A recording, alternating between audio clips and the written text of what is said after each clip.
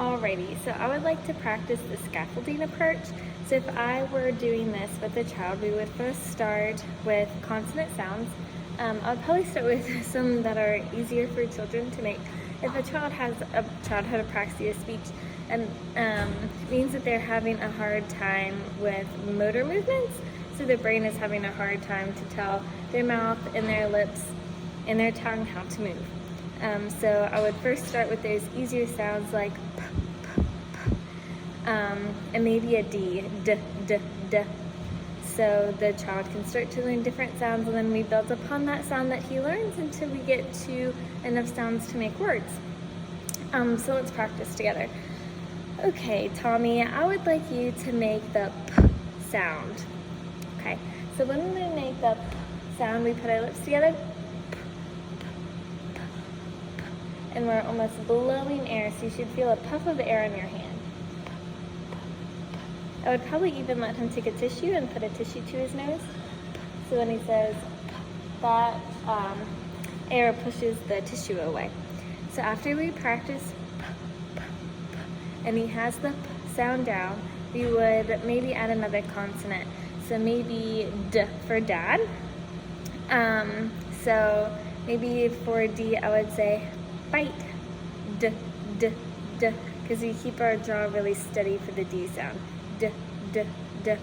So then we practice d, and then maybe we start adding in some vowels. So p, p, p, ah, p, ah, p, ah, and practice the p, ah. Then maybe we'll move to p, I, p, I, and maybe even some p, ah, p, ah, p, ah, so we can get those different vowels mixed in there. So once the child is getting really good at getting the consonant and the vowel next to each other, we're going to make a CVC word. We're going to use the same sound twice because it's easier for students because they've already been in that place of articulation. So let's do pop, pop, pop. What is pop? What's your favorite kind of pop? And then just relate it to the student so they know that these aren't nonsense words. It said in our text to try to use real words instead of nonsense words. So what's your favorite kind of pop? My favorite is Coke. What do you like? And kind of talk about that. And then Pip, Pip, Pip. Who's Pip? And Pip is the little mouse from that TV show. I can't think of the name.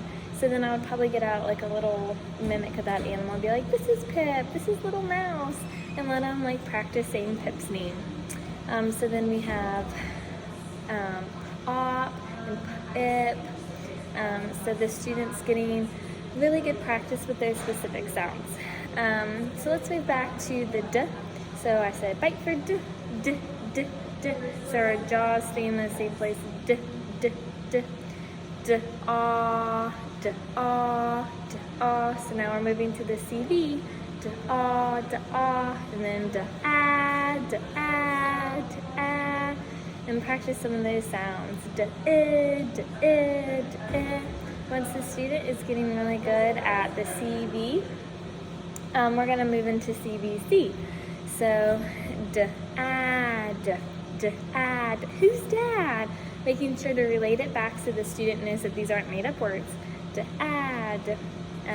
What was the other one? Did. What did you do yesterday? Did you do your homework? And different things like that.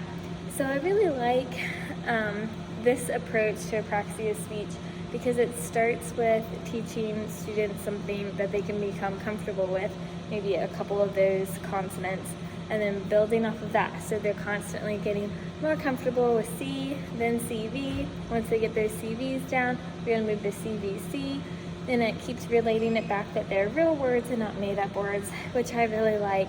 And then hopefully the student will be able to start using those words in his own language or his own everyday speech.